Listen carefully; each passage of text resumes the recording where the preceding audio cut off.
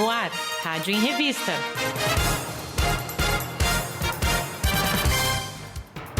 Olá, começa agora o especial Rádio em Revista, Jornal da Rede Alesp. Eu sou o Luciano Teixeira e eu preparei um programa com muitas entrevistas de vários assuntos diferentes e com especialistas de diversos setores que participaram aqui do Jornal da Rede Alesp e, junto com os nossos apresentadores, debateram temas e esclareceram dúvidas.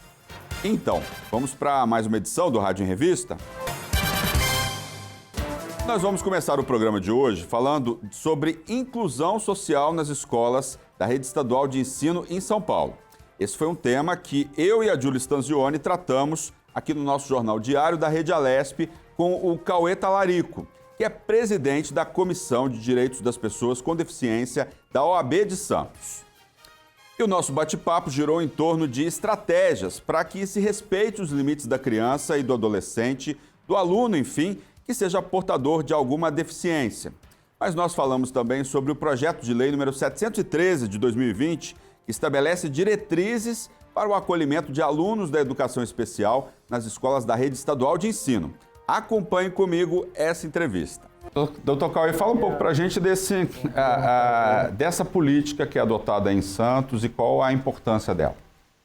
Essa política eu acho bem interessante porque desde a ratificação pelo Brasil da Convenção de Direitos da Pessoa com Deficiência, a educação tem que ser inclusiva. Então, na verdade, a Constituição já vem construindo isso, né, desde 88, mas de uma forma mais sólida na legislação, essa questão foi ratificada quando o Brasil ratificou a Convenção, desculpa.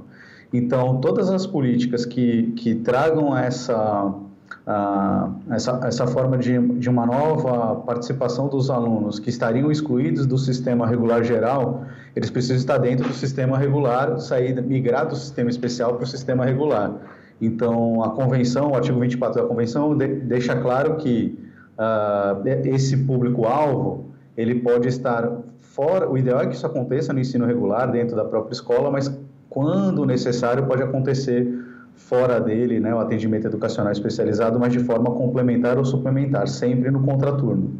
E, doutor Cauê, como é que funciona, então, essas vagas, né, para os alunos nas escolas da rede estadual de ensino? Ainda é muito difícil a oferta de vagas? Como é que essas famílias têm que seguir aí com relação a isso? Infelizmente, né, a gente escuta muitos pais e representantes de familiares com pessoa com deficiência encontrando alguns obstáculos na inclusão de seus filhos na rede regular. É verdade que essa mudança ela não acontece de uma hora para outra, mas já teve tempo suficiente para o poder público e pelas escolas particulares se adaptarem, né?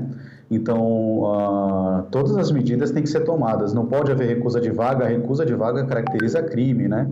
E não só que o pessoal acha que incluir é só matricular o aluno no sistema de ensino. Você não fazer as adaptações necessárias para que esse aluno tenha um aprendizado adequado também caracteriza crime e também viola, né, a Lei Brasileira de Inclusão, a Convenção de Direitos da Pessoa com Deficiência.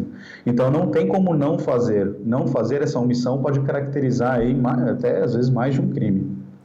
Cauê, a gente tem aqui na LESP o projeto de lei número 713 de 2020, estabelece diretrizes para o acolhimento de alunos da educação especial nas escolas da rede estadual de ensino. Para você, o que é fundamental ter em uma escola para acolher alunos em educação especial? Para mim é fundamental, quando a gente pensa na inclusão, é a análise e a grande vantagem dessa lei para todos os alunos, não só aqueles que têm algum tipo de deficiência, mas para mim a grande vantagem é a análise individualizada de cada aluno, o que, com todo respeito, na maioria dos lugares ainda não acontece. A gente não pode se basear em padrões fictícios ainda, né? Que é o que acontece, infelizmente, na maioria dos lugares. Então, quando você pensa num plano educacional que seja especializado, individualizado para cada um daqueles alunos, você vai dosar você vai pensar nas adaptações que precisam ser feitas e vai dosar o aprendizado para cada um deles. Cada um tem um ritmo, né? As pessoas têm um ritmo de aprendizado diferente. Você não pode achar que todas as pessoas aprendem o mesmo conteúdo da mesma forma sempre, né? Esse modelo quase que parece um processo industrializado de educação. Isso não existe. Então, tudo que seja feito de forma individualizada está de acordo com a Convenção, com a Lei Brasileira de Inclusão. Existem medidas bem interessantes, como redução de número de alunos, quando você tem, né, alunos com deficiência matriculados nas salas de aula, e isso a gente não vê acontecer, né? As salas de aula ainda têm um número de alunos muito grande, e aí se você pensar nos apoios necessários, como um professor mediador, ou alguém que vai dar algum tipo de suporte ao aluno dentro da sala de aula, você ainda aumenta aquela população, né, da sala de aula. Isso, dependendo da deficiência que a pessoa tem, isso dificulta demais o aprendizado e também atrapalha todos os alunos, porque quanto mais gente na sala, né, o tumulto é maior, a conversa é maior. Então, uma das grandes medidas, eu acho que é essa que já existia, né, aqui no Estado de São Paulo, lei determinando. Esse projeto de lei confirma essa possibilidade, e eu acho que agora falta tirar essa lei do papel, transformar a lei, né, em algo efetivo. Dr. Cauê, uma das diretrizes, então, desse projeto de lei, o 713 de 2020, de autoria do deputado delegado Olim, fala justamente sobre criar o programa Monitor Amigo, no qual um colega de sala ajudaria, então, nas tarefas para promover justamente essa interação dos alunos. Qual que é a sua visão sobre ela? Olha, isso é meio polêmico, né? Mas eu vou falar com todo respeito a quem pensar de forma diferente. Claro que a gente tem que analisar caso a caso. Você não vai colocar uma criança, que uma vez eu falei que achava isso interessante, né, essa medida, e foi super criticado, porque as pessoas falam, você está colocando uma pessoa para tomar conta, uma criança para tomar conta de outra, e não é isso que eu estou dizendo, mas quando você pensa em adolescentes, isso é muito possínão. E eu acho que isso, inclusive, favorece a inclusão. E falo com experiência de causa, porque eu não digo que eu vivi um período de inclusão efetivamente. Na minha época, enquanto aluno, né, em regime escolar, era uma fase de integração, mas já era um princípio de inclusão. E na minha escola, eu fui esse mediador que o projeto está falando. Eu ajudei um aluno que tinha realmente limitações físicas e visuais, não completas, né, mas ele tinha. E eu digo, claro, que ajudei ele, mas talvez ele tenha me ajudado muito mais do que eu ajudei. Eu era aquele aluno que eu tenho déficit de atenção, meu diagnóstico veio agora já adulto, né? Mas naquela época eu nem sabia que tinha déficit de atenção e eu sentava no fundo da sala. Eu não sentava na frente. Eu não sei em que momento, se algum professor, porque eu sinceramente isso eu não tenho lembrança. Em algum momento eu sentei na frente, passei a sentar na frente para auxiliar esse rapaz que é meu amigo até hoje, e acabei por estar sentado na frente e sentindo essa obrigação de anotar tudo, de enxergar o que estava no quadro e passar para ele e ajudar nas anotações. Isso foi muito bom para ele, claro, que favoreceu o aprendizado numa época em que se questionava se a escola era obrigada a atender esse aluno, e foi muito bom para mim, para o meu aprendizado, porque eu, por exemplo, tinha déficit de atenção, não sabia. Você está mais próximo do professor, né, mais próximo da lousa, está ali para trocar ideias, tirando dúvida no momento em que a aula está acontecendo. Pô, eu sou totalmente favorável. Claro que esse aluno não vai fazer tudo, então se é preciso fazer uma adaptação de material, se há uma deficiência que precisa de cuidados de alguém que seja especializado no contexto escolar, como a lei diz, não dá para ser esse aluno. O que eu digo é ajudar numa anotação, tirar uma dúvida, às vezes até auxiliar na condução de uma cadeira de rodas. Um adolescente pode fazer isso, né? Alguém que seja responsável. Então, eu acho uma medida muito boa, nesse sentido, muito boa. Deixando bem claro, doutor Cauê, o projeto de lei, ele diz que essa ajuda entre as crianças, os adolescentes, tem que ter sob a orientação dos professores, né? Para que não fique perdido aí no conceito com relação ao PL. Não, eu só quis falar sobre isso porque eu já ouvi críticas, não sobre o PL, que as pessoas não conheciam esse PL ainda, mas sobre essa medida, uma vez, né, trocando ideia com professores e profissionais de AE, veio essa crítica. Eu entendi a crítica, é lógico, e a ideia do projeto claramente não é essa, né, de colocar criança, mas é que podem acabar distorcendo essa ideia. Então, realmente é importante deixar isso claro. Um professor vai auxiliar, de repente até o profissional de apoio escolar pode auxiliar, né, supervisionar essa mediação, mas é importante isso, porque a inclusão vai acontecendo assim também, né? Falando da minha experiência pessoal, porque nós nos tornamos amigos, a gente saía pós-aula para outras atividades que não tinham nada a ver com a escola, a gente se fala, né? eu já me formei há muitos anos, a gente se fala de vez em quando até hoje, quer dizer, uma amizade que não foi só comigo, né? Que outros alunos também auxiliavam, então nós saímos todos juntos, fazíamos trabalhos escolares juntos, mas também saímos juntos, aí, adulto a gente ia para atividades de lazer juntos, né? Que ele foi fazer uma faculdade de um ramo e eu fui fazer direito, assim, mas a gente ainda tem contato.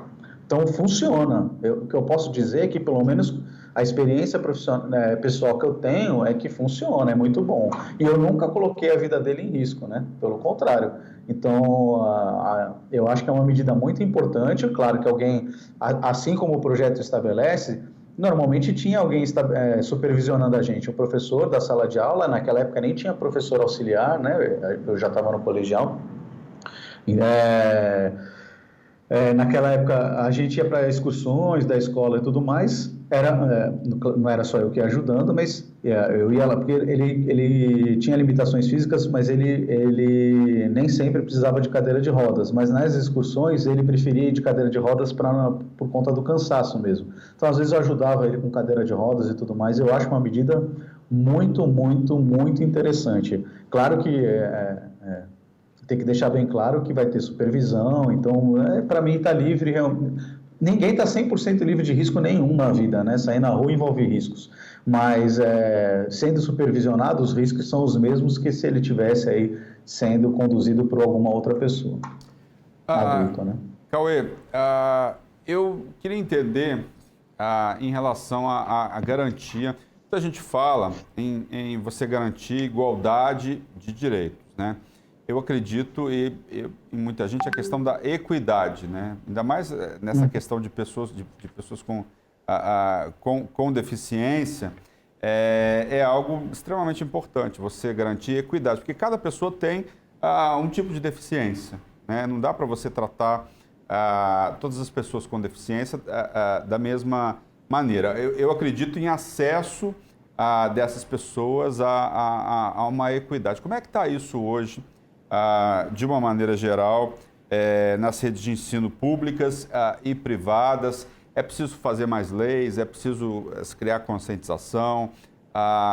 Qual que é o caminho aí hoje para a gente estabelecer vamos dizer assim, uma equidade em relação às pessoas com deficiência? O que é preciso fazer? A gente está no caminho certo? Precisa corrigir esse rumo aí? Qual que é a sua opinião sobre isso? Eu acredito que a gente esteja no caminho certo. E é importante essa colocação porque as pessoas falam muito em igualdade, mas a igualdade ela tem duas vertentes, né? Uma vertente formal, que seria tratar todo mundo da mesma forma, e uma outra vertente, que seria uma igualdade material, é a gente reconhecer que as pessoas não são iguais, porque nós não somos iguais. Se cada um olhar para quem estiver do seu lado agora, a gente vai ver que nós temos necessidades diferentes, sendo ou não pessoa com deficiência. E a Convenção traz isso. O grande mérito da Convenção é analisar as pessoas, analisar o indivíduo. E ela reconhece que esse modelo trazido por ela é um modelo ainda em construção. O que a gente tinha antes da Convenção de Direitos da Pessoa com Deficiência era um modelo baseado só no modelo médico, e que a pessoa tinha que se virar para participar da sociedade. Então a sociedade ela até aceitava que essa pessoa participasse, né? Desde que a pessoa com deficiência se virasse para romper as barreiras para exercer os seus direitos, que era uma igualdade meramente formal. E hoje não, o panorama que a gente tem hoje, pelo menos do ponto de vista jurídico, e aí respondendo a sua pergunta, eu acho que falta muita conscientização, por isso é tão importante bate-papos como esse, né? Por isso que seria tão importante trabalhar esse tipo de questões nas escolas, e a Convenção fala isso, que é a obrigação dos países, no nosso caso aqui do Brasil, trabalhar as questões envolvendo as deficiências, mas a gente precisa conviver para que a gente saiba as limitações que as pessoas possuem. Eu acredito que muitas situações de preconceito acontecem por falta de conhecimento mínimo, de saber que, por exemplo, uma pessoa com autismo, às vezes, muitos deles têm uma alta sensibilidade ao barulho, e você conscientizando a sala de aula, conscientizando as crianças, às vezes elas vão né? É claro que talvez no primeiro momento tenha uma dificuldade, mas vão se conscientizar a fazer menos barulho. Tudo isso precisa ser trabalhado. Agora, se a sala de aula tiver muito aluno, muita gente, fica muito difícil você controlar esse tipo de situação. Então, eu acredito que o modelo é esse, né? Esse novo modelo biopsicossocial, ele tira essa carga, essa responsabilidade de se virar, né? De romper barreiras e traz da pessoa com deficiência e traz para a sociedade. Ela reparte com todo mundo. Então, todos nós que fazemos parte da sociedade, não só a pessoa com deficiência, tem a obrigação de eliminar barreiras se ela existir, ou se for desenvolver qualquer produto, serviço, qualquer coisa, já ser desenvolvido livre de barreira. Então, adaptar aquilo que já existe e construir pensando em todos. Essa é a grande vantagem. E nós vamos continuar falando sobre crianças com algum tipo de deficiência, só que vamos falar de lazer. Eu e a Priscila Silvério entrevistamos o Rodolfo Henrique Fischer, que é engenheiro e coordenador do projeto Alpapato, que é um projeto desenvolvido em parques para adaptação de brinquedos para essas crianças especiais. E o Rodolfo Henrique falou sobre a importância desse trabalho e o retorno que muitas crianças dão. É muito bacana, veja aí. Bom, o nosso projeto Alpapato é Ana Laura Parques para Todos. Nós criamos há alguns anos, quando a Cláudia e eu perdemos nossa filha e queríamos fazer coisas em homenagem a ela. E viajamos e vimos um brinquedo acessível, isso há muitos anos, e perguntamos, será que isso existe no Brasil? Quando voltamos, eu fui buscar a Prefeitura de São Paulo, eu fui buscar a ACD, eu pesquisei em vários lugares, inclusive, obviamente, Google, outros países, e havia muito pouco. E os poucos parques que haviam no Brasil, a grande maioria eram mal preservados, né? mal mantidos. Aí nós decidimos, então, criar esse projeto, e hoje nós temos 9 parques doados. Para a gente, dos equipamentos, então, que tem nesses parques, quais são esses brinquedos adaptados? Nós sempre estamos criando novos brinquedos, não é? Mas alguns exemplos, nós temos um escorregador com plataformas de transferência mais curtos para acompanhante poder acompanhar a criança. Nós temos um balanço ergonômico com cinto de segurança. Nós temos um banco que fica ou sobre mola ou sobre pneu, que ele é móvel, portanto, para fortalecer a coluna. Existem brinquedos para diferentes deficiências, não é? Existem brinquedos para deficiências físicas, intelectuais, existem brinquedos sonoros, ou seja, são vários. No nosso site vocês podem ver, existe inclusive uma escultura que foi criada, ela é uma escultura de fato, criada por uma artista, e as crianças podem brincar e fazer terapia no brinquedo, na escultura e também em todos os brinquedos. Aliás, os brinquedos eles têm 3 finalidades: a terapia, a socialização com crianças com e sem deficiência e o lazer, né, o prazer da criança em brincar. Quantos parques adaptados nós temos hoje no país? Você tem ideia? Não tenho ideia, mas você precisaria definir o que é um parque adaptado, não é? Explica pra gente o que seria um parque adaptado, então, na sua visão, o que você acha que seria? Um parque adaptado do mais básico, pode simplesmente ser um parque bonito e que não tenha muitos perigos para crianças com deficiência, não é? Mas o nosso parque não, o nosso parque tem brinquedos, tem equipamentos, ele é desenhado para crianças com deficiência poderem brincar, se socializar e fazer terapia, também muito importante, não é? Ou seja, vai desde simplesmente um parque com árvores e que seja seguro, até um parque com caminhos, com equipamentos, com atividades, com desafios sensoriais, não é? Que é o que nós procuramos fazer no nosso parque. Eu queria que você falasse um pouquinho para a gente sobre o PL 635 de 2020, de autoria do deputado Mauro Bragato, do PSDB, que autoriza o poder público a instalar brinquedos adaptados para crianças com deficiência em locais públicos do Estado.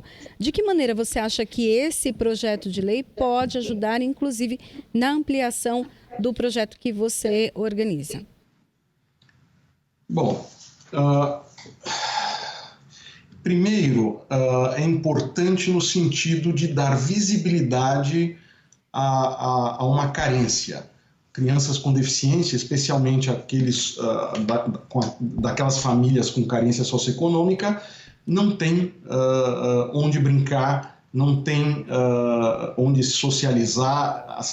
Os pais, normalmente, a maioria, as mães que cuidam, elas têm pouco tempo, claro, elas levam a criança onde é possível levar, mas muitos pais, muitas mães e pais não se sentem confortáveis em levar a parques públicos por uma série de razões, porque eles não estão preparados, porque eles não são seguros, ou seja,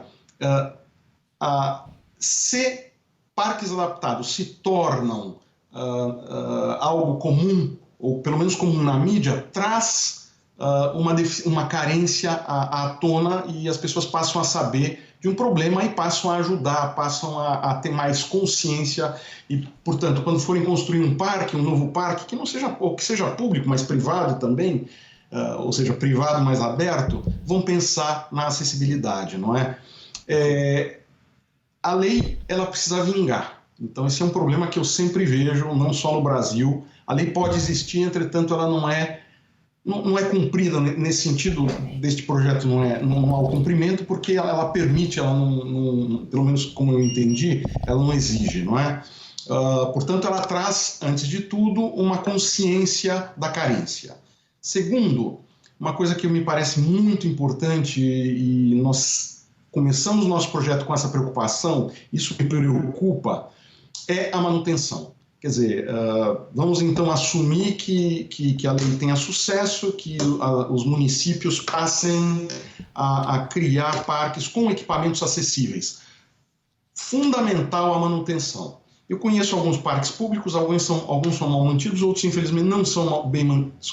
Alguns são bem mantidos e outros infelizmente não são tão bem mantidos. É fundamental, se você investe num equipamento acessível, que esse equipamento seja mantido. Porque, por ele ser acessível, ele talvez seja um pouco mais caro, ele não é tão barato quanto aqueles equipamentos feitos em série.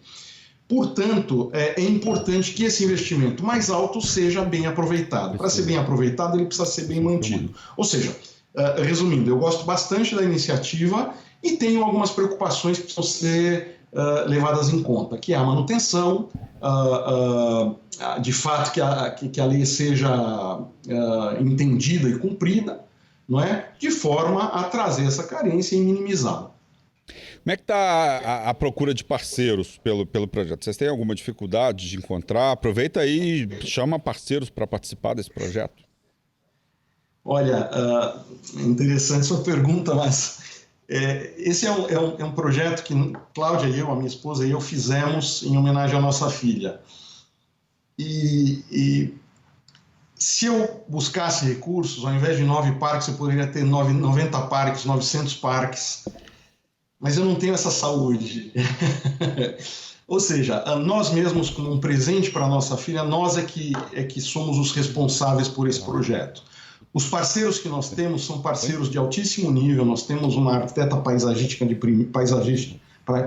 de primeira, nós temos talvez o melhor, ou certamente um dos 3 melhores fabricantes de brinquedos do Brasil, nós temos talvez o mais importante criador de placas e sinais de referência para acessibilidade, nós temos talvez o mais importante engenheiro de segurança em parques que o Brasil tem, como nossos parceiros, nós temos todos eles no nosso conselho, nós temos parceria com Criança Segura, com várias associações que se dedicam à criança e ao lazer.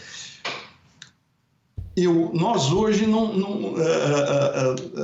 Quem quiser ajudar, nós estamos abertos, inclusive no nosso site. Quem quiser ajudar, nós vamos receber e vamos trabalhar juntos. Hoje entretanto, nós não buscamos parcerias, porque estamos num tamanho que consideramos bom, estamos ajudando inclusive a criar normas na ABNT, de parques acessíveis, ou seja, somos diferente da grande maioria, nós hoje não estamos carentes, apesar da pandemia, apesar da crise ou das crises que o país tem sempre, né? Mas estamos sempre abertos a voluntários, né? Fala um pouquinho para a gente também de como as crianças, né, utilizam estes equipamentos e como também elas se sentem, né? A gente sabe que criança gosta de brincar, criança aprende brincando e muitas vezes por conta, né, da deficiência, elas acabam ou não conseguindo, né, utilizar os equipamentos que têm à disposição, acabam ficando ali no cantinho só olhando. E agora, como que você vê? O que você já percebeu, né? E os pais também comentaram então com vocês sobre as sensações que essas crianças têm da utilização desses brinquedos. Como uma carência, é uma carência muito grande que pouca gente vê. E quando a gente cria um parque desse, chama bastante a atenção daqueles que são beneficiados. Então, nós temos depoimentos, vamos colocar no site, ainda não colocamos, essa é uma coisa que nos falta ainda, um pouco de tempo para melhorar a apresentação. Como nós não buscamos recursos, nós não temos ainda um excelente site, temos um bom site.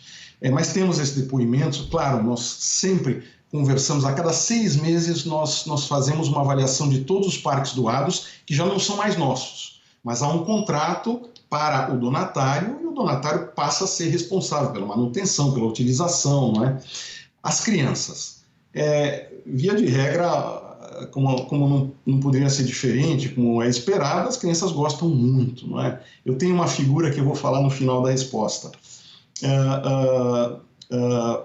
As crianças gostam muito, os pais gostam muito, porque quando vão, principalmente a mãe, como não tem quem... Esses parques são doados a locais e a instituições que cuidam de crianças com carência socioeconômica. Ou seja, não são pais que tenham facilidade em transporte, não são pais que tenham facilidade em acesso a parques específicos. Ou seja, eles levam irmãos, muitas vezes. E os irmãos conseguem brincar, os com e sem deficiência, juntos no parque. Claro que isso deixa os pais bastante felizes. As crianças sempre com um sorriso no rosto.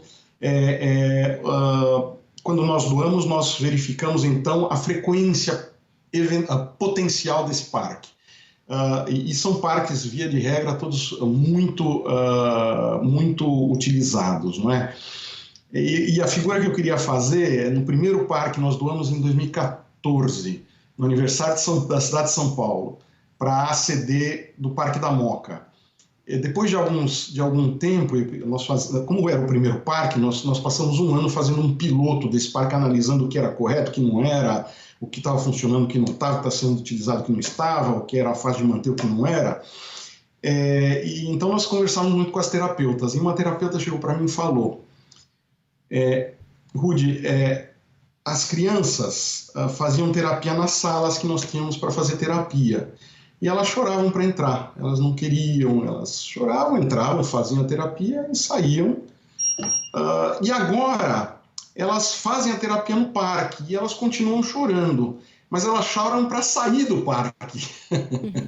Ou seja, eu acho que melhora muito a qualidade de vida, prepara a criança de uma forma muito melhor. O parque é absolutamente necessário, contato com a natureza, contato com o céu aberto, contato com outras crianças, não é? Bem, pessoal, o especial Rádio em Revista, Jornal da Rede Alesp, vai para um rápido intervalo. Nós voltamos em instantes, não saia daí. O programa Rádio em Revista volta já. Estamos de volta. Rádio em Revista. E o programa Rádio em Revista está de volta e agora nós vamos falar sobre economia e como inovar ou mesmo abrir um negócio nesse momento tão indefinido que nós estamos vivendo por causa da pandemia do novo coronavírus. Mas essa fase trouxe uma nova realidade. O mundo virtual se intensificou e veio mesmo para ficar. É preciso que o empreendedor se adapte ao novo normal. E sobre esse assunto, eu e a Júlia Stanzioni entrevistamos a economista Patrícia Tui, que é palestrante de empreendedorismo. Vamos saber quais são as dicas que a Patrícia deu para quem precisa empreender nesses tempos de pandemia. Começando a nossa entrevista falando sobre questão de empreendedorismo, como ver então oportunidade no meio de uma crise como a que nós estamos vivendo aqui em 2020 e também impacto negativo que tem gerado tanto na economia, Patrícia? Olha, eu posso te dizer que este é o ano que nos deu a oportunidade, nos deu muitas oportunidades de fazer algo novo. Nós, empreendedores, ou nós temos que nos reinventar, ou então nós vamos morrer e vamos ficar reclamando da pandemia, da crise e assim por diante. E o esforço foi muito maior, né? Na verdade, eu posso estar falando algo errado, mas eu vejo como um presente para o empreendedorismo, porque foram antecipadas ações, principalmente na internet, nas mídias sociais, que as pessoas não estavam preparadas para vender. E hoje, depois de 9, 10 meses nesse contexto, as empresas passaram a empreender na internet e extravasar os territórios. Hoje, a gente não vende mais só no nosso território, Zona Sul de determinada região, de São Paulo, Zona Oeste, eu sou da Zona Leste, não. Nós podemos vender, nós podemos prospectar e levar os nossos produtos e serviços para o mundo inteiro. Então, eu diria de que quem estiver com a mente aberta à mudança, buscar conhecimento, evolução constante, e não somente buscar conhecimento, que nós temos muito conhecimento na internet, gratuito. Hoje mesmo um empresário estava falando comigo: Patrícia, adoro suas lives, você traz muito conteúdo, você fala o que é que a gente está fazendo de errado. São pessoas que levam experiências e que a gente possa aprender com as experiências de outros empreendedores. Então, o que está acontecendo é uma revolução no mundo empresarial, onde aqueles que estiverem dispostos a mudar e fazer diferente, eles serão os vencedores. E quem não está disposto, quem está na zona do medo, na zona do conforto, na zona de ficar confortável, que a culpa é da pandemia, o problema é da nação e tudo mais, vai paralisar e vai fechar as portas com certeza. Pois é, Patrícia, você falou uma questão que eu acho que é central nessa discussão, né? Olhar e ver as novas oportunidades, né? O mercado mudou um pouco por conta da pandemia. Muita coisa que era presencial agora está sendo feita de forma online. E aí as pessoas precisam mudar um pouco esse olhar, né? Você está falando exatamente um pouco disso também, assim, de você mudar o olhar e ver que a necessidade de repente mudou. Eu vejo, por exemplo, as grandes redes de varejo, por exemplo. Elas, antes o frete, o tempo de entrega em casa era um tempo maior. Hoje, muitas redes criaram novos processos e estão entregando, às vezes, no mesmo dia. Você faz uma compra de manhã, no fim da tarde está chegando na sua casa. Por quê? Entenderam que esse momento é o momento de ficar em casa, então o que eu preciso fazer? Eu preciso melhorar, por exemplo, a minha entrega, né? Esse é só uma ponta do iceberg aí das mudanças que aconteceram, né? Eu queria que você falasse um pouco dessa questão dos processos, né? A importância dele, a importância deles e a importância de se atentar a essas mudanças.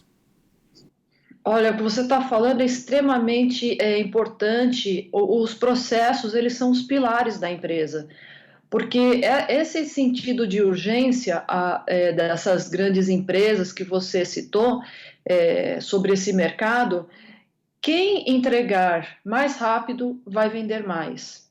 Quem tiver um site onde o cliente demore menos de segundos, menos de um minuto, para ele realizar a compra, para ele identificar onde é que está o produto, que tenha uma comunicação clara e que o consumidor possa olhar, nossa, isso aqui é o que eu quero, tem os benefícios que eu preciso, eu vou comprar, e já faz esse processo de venda de maneira mais ágil do que outro concorrente que não tenha essa agilidade. Então, esse é um fator importante.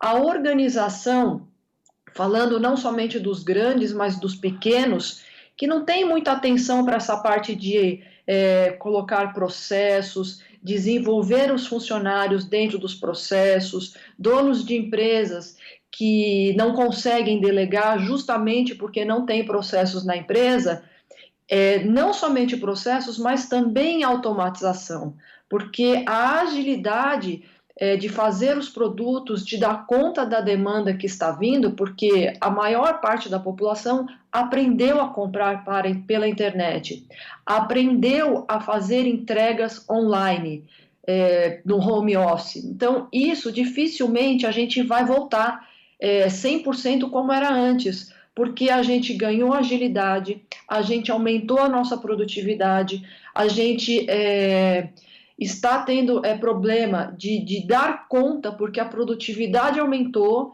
e a gente tem que dar conta de muito mais trabalho do que a gente tinha antes, porque a gente não tem a locomoção, a gente consegue atender o nosso cliente em real time, e isso traz um maior esforço até para que nós, enquanto empreendedores e indivíduos, tenhamos uma maior atenção para o nosso equilíbrio da nossa vida, a parte emoção, cuidar da mente, do corpo, da alma. Então, tudo isso tem sido também abordado, e as pessoas têm pensado, o que eu vou fazer para me tranquilizar um pouco, porque eu estou muito acelerado. Tem gente que às vezes nem toma um café ou almoça, porque está ali produzindo e de uma coisa já vai para outra. A internet, ela está assim, está borbulhando de informações. Toda hora que você entra para assistir uma live, dependendo do horário, são vários especialistas falando e você quer saber de tudo e quer conhecer, e começa aquela loucura de você ter a sua mente ficar com tanta informação, que é um cuidado, é até um alerta que eu passo aí para os empreendedores: muita informação e pouca ação. Então, busquem na internet também esse conhecimento para que vocês possam também fazer, porque senão começa a acumular e você vai ter a gente fala de obesidade mental, né? De muita informação, pouca ação, para onde que eu vou e agora qual que é o principal. Então, a gente está nessa fase aí de muito alta velocidade. E até dentro dessa questão, né, Patrícia, da alta velocidade, né, tudo vai acontecendo muito rápido. Quem quer empreender e vai sair muito da sua área original, o quanto é preciso buscar cursos de aperfeiçoamento, apesar dessa velocidade e desse pouco tempo, né, de transitar de um emprego para o outro ou de uma função para outra? Com relação a esses empresários, empreendedores que estão precisando se reinventar, eu indicaria certamente 2 cursos assim principais, conteúdos, o que seja que está aí na internet. Primeiro, conteúdo para gerir o negócio da maneira adequada.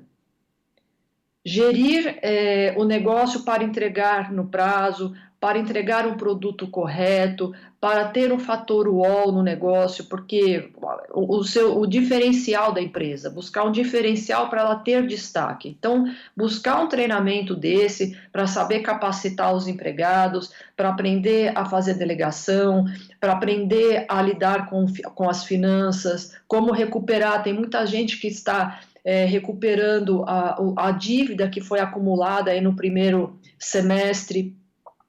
E eu tenho até feito planos no sentido de dividir um pouco essa carga de pagamento de dívida, qual parte do seu produto que você vai vender, qual categoria que nós vamos cobrir a dívida, qual categoria que nós vamos cobrir os custos fixos, as suas despesas da sua operação, porque senão tem gente que tem um bolo de dívida que acumulou no primeiro semestre e chega agora, entra o dinheiro, tem que pagar esse, tem que pagar banco, tem que pagar aquilo, então isso também está acontecendo nesse momento. Então, primeiramente, informações, conteúdos para você desenvolver esse momento na tua empresa, aproveitar para organizar a empresa, é o momento, porque é muita empresa aparecendo também, muitos oportunistas, muitas pessoas, nossa, está tendo isso, eu vou entrar para a internet também, vou vender.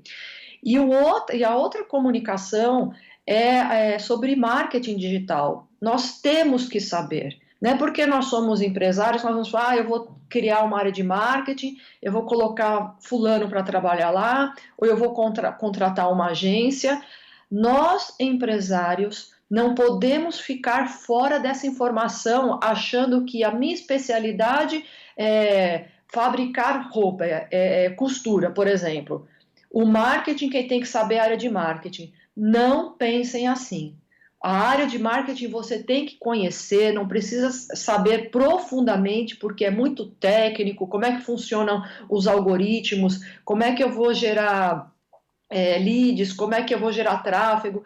Tem especialista sim, mas nós temos que ter uma visão superficial de tudo como funciona, porque existem muitas empresas e a gente tem que discutir esses assuntos com essas empresas, não como se fosse leigo, para que a gente fale a mesma língua, porque a internet, gente, é hoje uma bolsa de valores, onde a gente está aplicando o nosso recurso para vender os nossos produtos e multiplicar os nossos resultados. Então, quem está lá na Bolsa de Valores não está aplicando sem conhecer, sem saber quais são as ações, sem ter um apoio do especialista. É a mesma coisa nessa nova internet. Então, pense aí que o seu lucro, o lucro que você, como empreendedor, está esperando, depende principalmente de você e não das pessoas que você contrata. Assuma a responsabilidade sobre os seus resultados.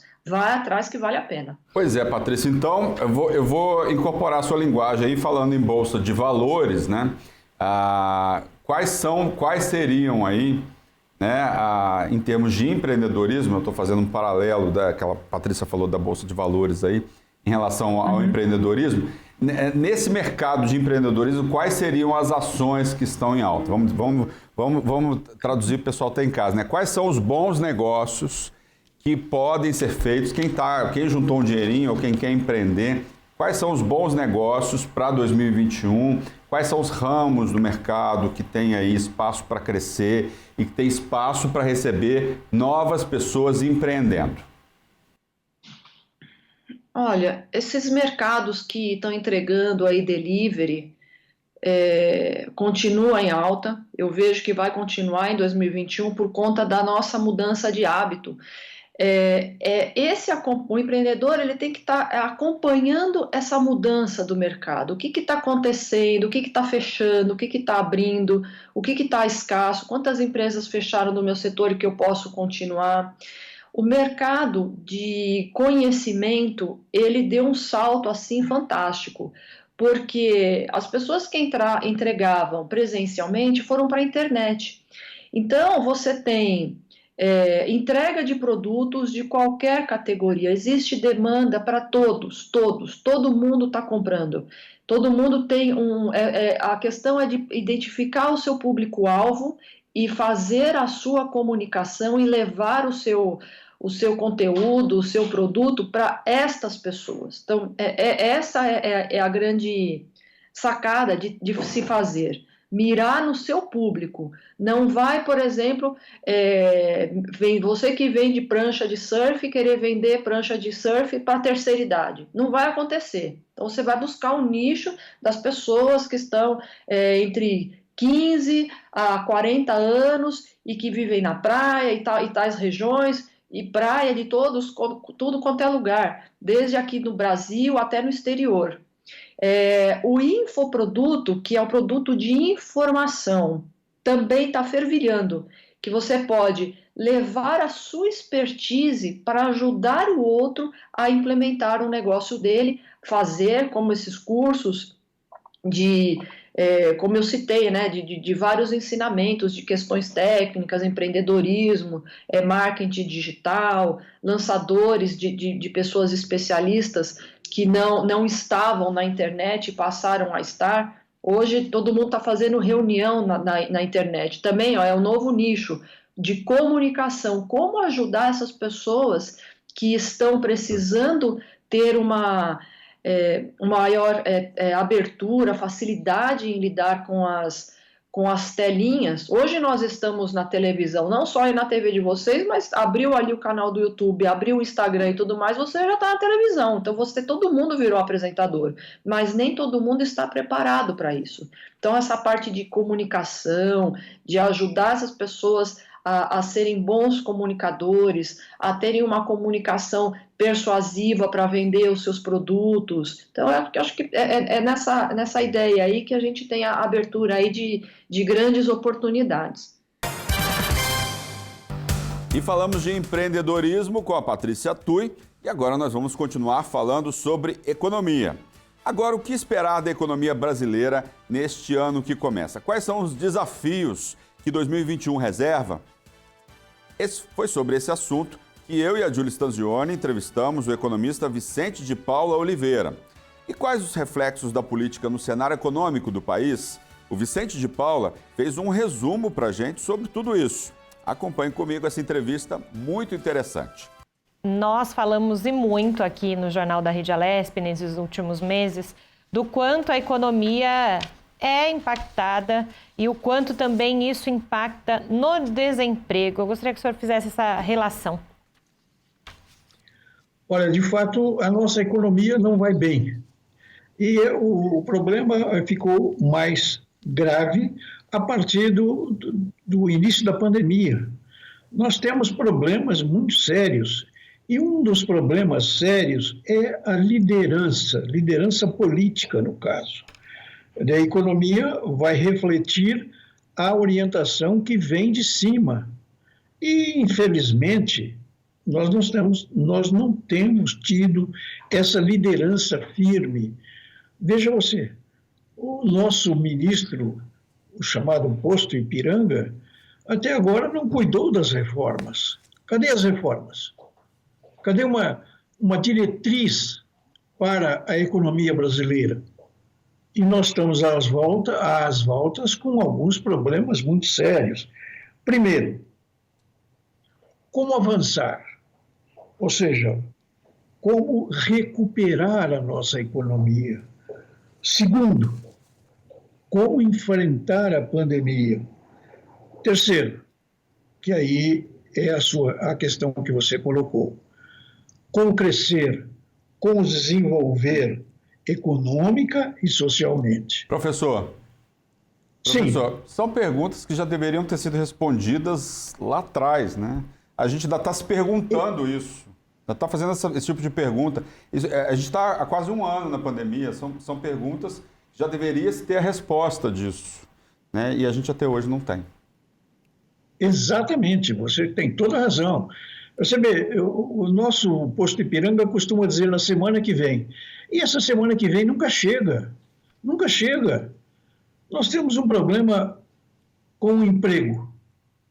14 milhões de desempregados. E se nós somarmos os desalentados, aqueles que trabalham meio expediente, essa quantia chega a 32 milhões. É um absurdo. É um absurdo. E ao lado disso, o que sobrevém agora? A inflação. A inflação começa nos alimentos, que prejudica os mais pobres. Ela sofre também os efeitos do custo do petróleo e também a desorganização do governo. Então, tudo isso reflete se nós tomarmos o índice geral de preços, que é aquele mais tradicional da Fundação Getúlio Vargas, ele já chegou a 25% aliás, perdão, a um ponto de 25 na linha de 12 meses passados. E o senhor, com tanta experiência na área econômica, claro que não dá para fazer uma projeção efetiva, né, para 2021 e quando efetivamente o Brasil vai se recuperar nessa questão econômica, né? Mas hoje, né, a administração pública pode pensar como para não ser pior 2021? Eu acho que precisa ser assertivo, é a primeira coisa. Ou seja, qual é a orientação nossa? Veja vocês, apenas para citar como exemplo, o nosso agronegócio vai muito bem, obrigado. O nosso agronegócio já exportou 85 milhões de dólares neste ano. Ele é responsável pelo saldo positivo na nossa balança comercial. Então, é preciso que haja um alento para a indústria, porque o agronegócio vai bem. Então, a indústria também poderia ir bem. E os serviços? Os serviços também têm, de certa maneira, cumprido a sua obrigação. Né? Nós não podemos prejudicar o agronegócio com essas declarações contra o nosso maior parceiro comercial, no caso. Quem é o nosso maior parceiro comercial no caso do agronegócio? É a China. Para que sacar aleivosias contra o país que é responsável por 33% das compras do nosso produto agrícola? Então, a orientação, repito, é assertividade. Para onde vamos? Porque, como dizia a Alice no País das Maravilhas, para quem não sabe onde vai, qualquer caminho serve. Então, é preciso ter um caminho, prestigiar o agronegócio, ter orientação, ter crédito para a indústria, favorecer todas as medidas que possam eliminar a inflação. Tudo isso está na nossa lista de boas intenções. Professor, o agronegócio, sem dúvida, é super importante, tem que ser valorizado. Cresceu enormemente nos últimos 20, 30 anos, até por conta desse aumento das exportações para a China. Mas a gente tem uma questão que sempre rodeia o nosso país. Nós exportamos produtos primários, produtos com baixo valor agregado, né? Vou dar o exemplo do nosso café, por exemplo. Outros países pegam o nosso café e agregam valor e vendem. Um exemplo muito conhecido, a Alemanha. A Itália também faz isso, por exemplo, com mármore brasileiro. Quando é que nós vamos agregar valor aos nossos produtos? É preciso dar espaço para uma indústria? Como é que o senhor vê os governos em relação a incentivos para a indústria, incentivos para a tecnologia, para se agregar esse valor para que gere riqueza para o nosso país? A coisa toda começa, então, de novo, com política econômica, no caso. Por exemplo, nós somos os grandes exportadores do agronegócio. E você reclamou que ele tem pouco valor agregado. Começa com o minério, por exemplo. E você mencionou o caso do café e outros produtos. Nós podemos exportar produtos alimentícios, como soja, arroz, laranja, café, processados, ou seja, nós fazemos um primeiro processamento no Brasil e não exportá-los avulsamente, né? Então, nesse caso, nós precisamos de uma política de incentivo. Ou seja, o Brasil, de fato, deve ser considerado o celeiro do mundo. Nós vamos exportar alimentos para o mundo. Agora, exportar alimentos para o mundo pode ser também de uma forma já medianamente processado. Começar por aí. Esta é a solução. Né? Não ficar apenas na... Você tem toda a razão. Não adianta nós ficarmos exportando produtos in natura, commodities. Tá? Agora, uma outra coisa, também na linha de política. As empresas industriais brasileiras precisam voltar-se para o mundo, não é ficar apenas atendendo ao mercado interno. É preciso mudar um pouco a orientação, e essa orientação, obviamente, vem da política econômica que nós adotarmos. Por que as indústrias ficam apenas no mercado interno? Hoje nós estamos passando por um processo de desindustrialização, o que é ruim. Então é preciso retomar o caminho de inserir-se no mundo. Veja o caso da Coreia, por exemplo. Em 1970, a Coreia não era nada. Hoje, a indústria automobilística é importante, a indústria eletroeletrônica é super importante. Ou seja, a Coreia voltou-se para o mundo. O mercado dela é o mundo. O nosso também precisa ser. Então, poderíamos começar estimulando o processamento de alimentos. Eu vejo a coisa por aí. Vamos para mais um intervalo. O especial Rádio em Revista volta já já. O programa Rádio em Revista volta já. Estamos de volta. Rádio em Revista. Estamos de volta com o programa Rádio em Revista e nós vamos falar sobre saúde. Especialistas ainda procuram entender os danos causados pela Covid-19 em relação à perda de olfato e também do paladar. No começo da pandemia, esses sintomas não eram considerados fatores determinantes da presença do coronavírus. Mas com o passar dos meses, essa interpretação foi mudando. Para saber mais sobre esse assunto, eu e a Júlia Stanzioni fizemos uma entrevista com o médico otorrinolaringologista Bruno Rossini. Dr. Bruno falou sobre a perda de olfato provocada pela Covid-19, algo que pode ser permanente. Começando com esse esclarecimento, doutor, um estudo do Hospital das Clínicas, disse que a perda do olfato com os infectados da Covid-19 pode ser permanente. Como é que seria isso, doutor?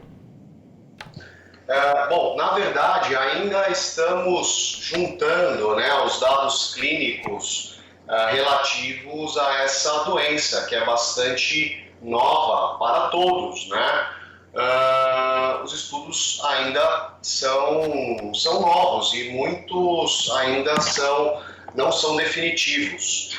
Na grande maioria dos casos clínicos que nós observamos, a perda olfativa, a perda do sentido do olfato, também denominada de hiposmia, que é a diminuição dos cheiros, ou anosmia, isto é, a perda total dos cheiros, ela é temporária, ela pode retornar após um tempo variado de duração, até uma duração, tendo uma duração variada, que pode ser de semanas, meses, mas nós não sabemos ainda.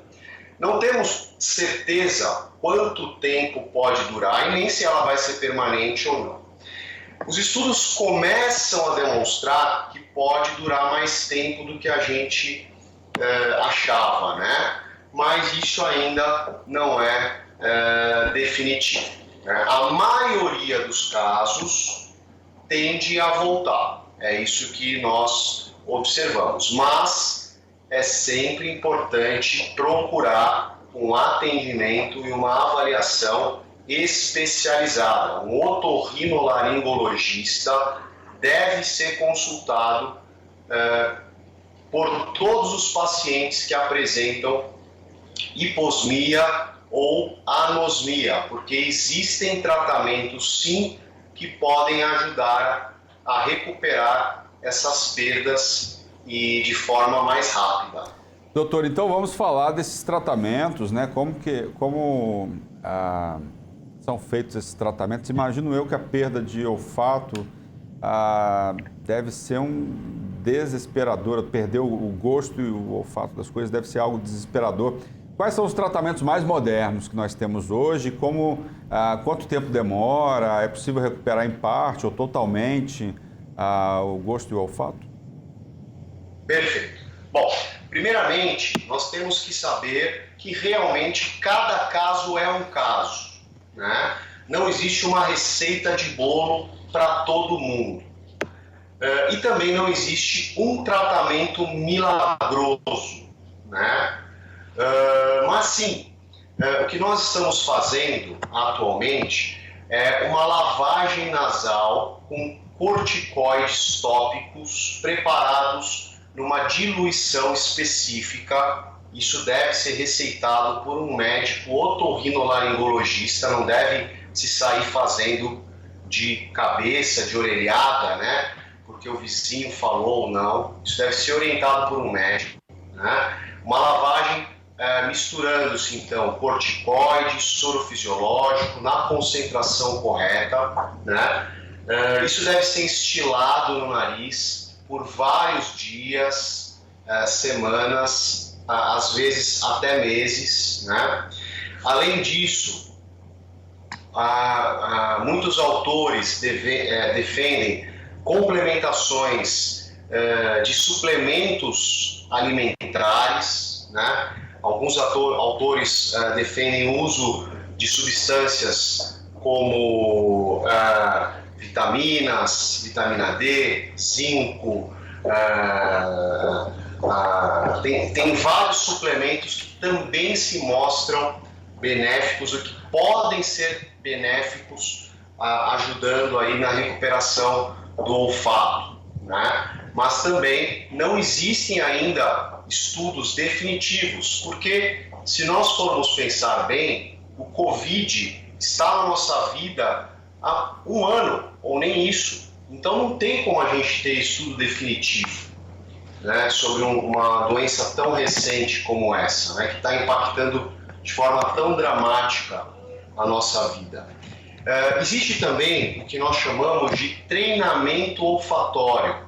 O treinamento olfatório nada mais é do que como se a gente colocasse o nosso nariz, o nosso olfato, em uma academia, fazendo uma estimulação forçada dos cheiros, estimulando então que os neurônios ali que foram afetados, que as células sensitivas que foram afetadas pelo vírus e pela inflamação causada pelo Covid se regenerem, né? Então a gente pede para o paciente sentir cheiros determinados várias vezes ao dia por um determinado tempo, né?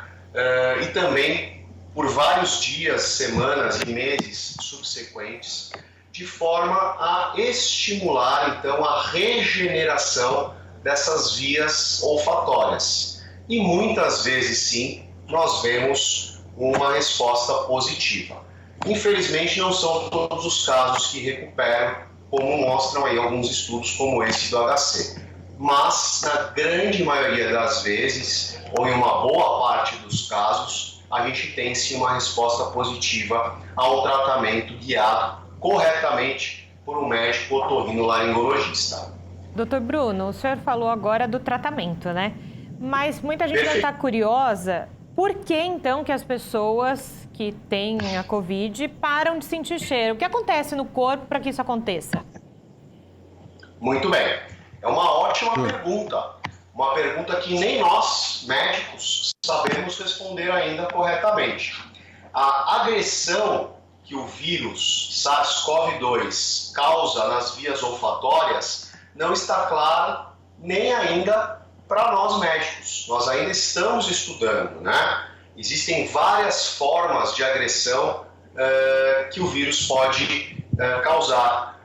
Pode ser a agressão direta do vírus no nervo olfatório, nas células olfatórias, um edema de mucosa ali na região da fenda olfatória nasal, pode ser a própria inflamação, da mesma forma que inflama os pulmões, inflama o nervo olfatório, isso leva a uma destruição dos nervos olfatórios. Então existe uma série de teorias que poderiam explicar a perda de olfato e a perda do paladar, uma vez que o paladar e o olfato são dois sentidos intimamente ligados, né?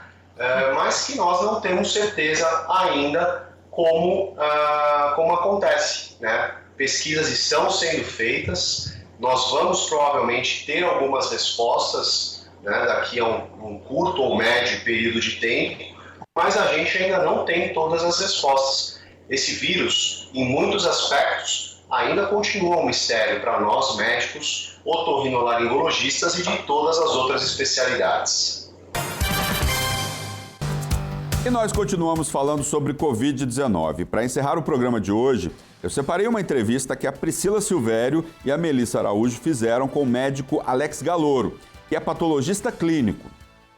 Eles falaram sobre a situação da pandemia e os cuidados para evitar a transmissão do novo coronavírus. O alerta ainda é forte e todos nós devemos nos proteger. Acompanhe comigo como foi esse bate-papo. Hoje temos tantas vacinas sendo testadas. Por que é tão difícil de imobilizar um vírus como o da Covid-19? Então, o processo de disponibilização de um novo tipo de vacina é um pouco demorado para que se possa garantir as etapas, né, de segurança e da eficácia da vacina. Então, o processo em si de inativação do RNA que agora foi disponibilizado pela Pfizer num novo tipo de vacina, ele até já é mais conhecido. A questão é fazer toda essa validação para que não cause risco para quem toma e que tenha também a garantia de que seja eficaz contra a doença. E como funciona esse vírus dentro do organismo, atacando o pulmão e veias do cérebro? Então, o vírus do Covid, né, o SARS-CoV-2, esse novo coronavírus, tem tido várias formas de causar a doença e várias formas de atacar o organismo. O principal é a forma respiratória, então hoje com toda a pesquisa que foi feita durante a pandemia, já se tem aí mecanismos de ataque que ele se liga em receptores da célula e uma vez que entra dentro da célula, ele tem um processo semelhante a de outros vírus. Ele incorpora seu material genético dentro do núcleo da célula que passa a produzir o seu material e novas partículas virais que acabam aí disseminando a doença dentro do organismo e para as outras pessoas que acabam se contaminando também. Doutor, a gente vem aprendendo com o coronavírus desde o início da pandemia, né? A cada momento surgem novas informações dos cientistas que estão debruçados sobre tudo o que está acontecendo, sobre as reações do vírus. Então, hoje a gente sabe que ele é um vírus composto de RNA, que tem uma reação inflamatória significativa. Isso também mostra que indivíduos com sobrepeso têm uma propensão maior a ter um problema com o vírus, uma vez que o indivíduo obeso também tem uma condição de inflamação também constante. Eu queria saber como que o senhor vem analisando isso, essa questão, se o senhor acha que essas vacinas que a gente vai tomar a partir do começo do ano, provavelmente do começo do ano, se elas de fato vão erradicar o vírus? Então, realmente, né, eu acho que nunca antes a gente teve uma pandemia tão grande, né, que se alastrou tanto dessa forma, até pela questão da globalização e da mobilidade que as pessoas têm entre os países. E durante a pandemia, toda essa evolução de conhecimento científico acerca da própria doença que permitiram diferentes formas de se combater, tanto a quem já está doente e tentar evitar a sua propagação. A vacina em si, ela tem sim o potencial de diminuir o contágio, porque vai produzir aí os anticorpos dentro da eficácia que tem sido demonstrada. Não é 100% das pessoas que têm a imunidade decorrente da vacinação, mas são índices grandes, né? Acima aí, a maioria acima de 90% de eficácia da vacina. Com isso, você diminui a propagação do vírus e a circulação do vírus na sociedade ou dentro daquele grupo de indivíduos, porque muitos deles já vão ter o anticorpo e vão impedir que haja essa propagação em rede e até exponencial, né, que uma pessoa acaba transmitindo para muitas outras, e com isso aumenta muito o número de infectados pela doença. Então, esse mecanismo da vacina, tanto o mecanismo de ação da vacina como o mecanismo de combate à propagação da doença já são conhecidos. Então, com certeza, a hora que se iniciar a vacinação, a gente vai ter uma redução da quantidade de casos durante esses meses que estão programados de fazer a vacinação da população toda. Como a gente não vai vacinar, né, não tem condição de vacinar a população toda de um país ou de um estado de uma vez só, vai ser uma coisa progressiva, né? A partir do momento que algumas pessoas começarem a tomar a vacina, o que se espera é que haja uma diminuição do número de casos e até que se tenha a vacinação de toda a população, quando a doença deixa de ser pandêmica e daí pode ter uma questão endêmica, né? Alguns casos que acontecem durante os seus ciclos aí durante o ano. Eu queria que o senhor falasse um pouco, é arriscado essas aglomerações, né, podem elevar o número de contágio?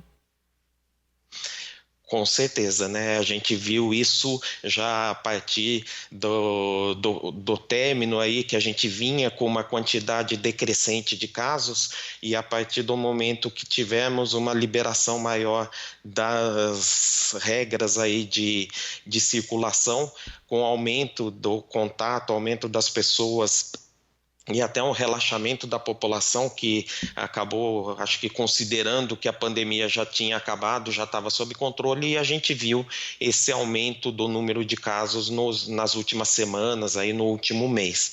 Então está bem claro essa associação e essa relação proporcional aí entre o nível de contato físico entre as pessoas, entre a diminuição do isolamento social e o aumento de casos. E, infelizmente, também é uma regra proporcional que, a partir do momento que tem mais casos, você tem mais casos que necessitam de internação, mais casos de necessidade de UTI, casos graves, e também dos casos que vão a óbito. O programa especial Rádio em Revista, Jornal da Rede Alesp, chegou ao fim. Até o nosso próximo encontro. Obrigado pela audiência. Tchau.